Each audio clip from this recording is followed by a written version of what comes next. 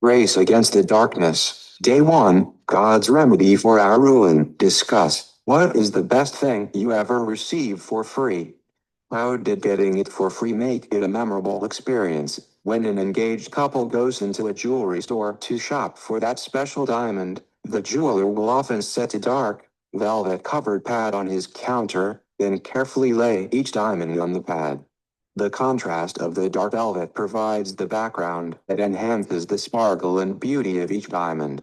Our sinful condition hardly qualifies as a velvet pad, but against a dark background of guilt and moral pollution, God's grace and salvation sparkles like a beautiful, clear, and flawless diamond. The Apostle Paul used a contrasting background when he described God's gracious remedy for our ruin in a series of scriptures I like to call God's wonderful buts.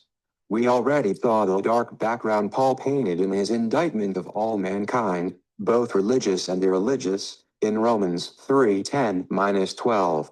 In verses 13-20, he elaborated on that indictment, finally concluding in verse 20, "Therefore no one will be declared righteous in his sight by observing the law, rather, through the law we become conscious of sin." Discuss which laws, God's or man's, are you particularly good at keeping? Which laws do you struggle to obey? Having painted the dark background of our ruin, Paul proceeds to set before us the clear, sparkling diamond of God's remedy. Notice how he begins. But now a righteousness from God, apart from law, has been made known, to which the law and the prophets testify. V. 21. We are all found to be in a state of ruin, but now God has provided a remedy, the righteousness that comes from God through faith in Jesus Christ. This righteousness is said to be apart from law, that is, apart from any consideration of how well or not so well we have obeyed the law of God. Under God's grace, the extent or quality of our law-keeping is not an issue. Instead, those who have faith in Jesus Christ are justified freely by his grace. V. 24.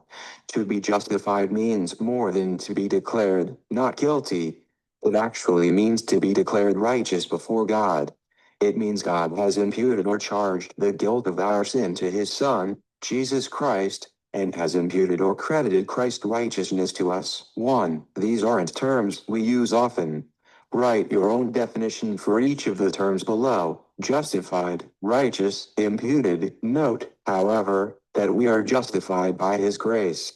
It is because of God's grace we are declared righteous before him.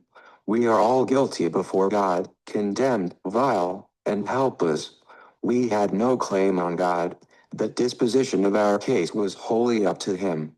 He could with total justice have pronounced us all guilty, for that is what we were, and consigned us all to eternal damnation.